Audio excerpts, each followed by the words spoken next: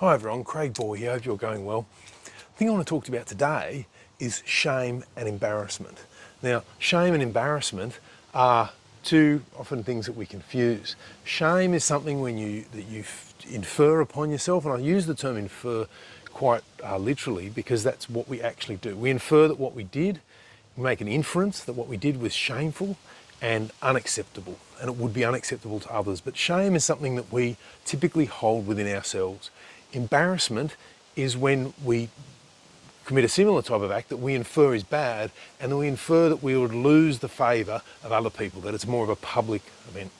Now, how do you overcome these two things? Well, first, often these inferences that we make, we never bother to test them against reality. And the other thing we seem to forget is when we're busy focusing on our shame and embarrassment is that whether or not other people have noticed and whether or not other people even really care, because at the end of the day, you're human as well, and we make mistakes. So how do you go about getting over this? First thing, if you think about anything you're feeling shameful or remorseful for, start looking at replacing shame with regret. Okay, regret is easy. Regret is something that's regrettable, and it opens the way for forgiveness. Start by forgiving yourself, realising that, look, at the end of the day, this beating yourself up, deciding what you think is shameful and embarrassing and avoiding it at all costs, as we often do when we face this, is not helping.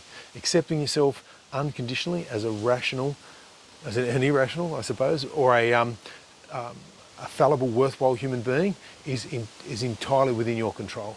But start by forgiving yourself, letting go and realising it's okay. We all do these things, and at the end of the day, you're only human.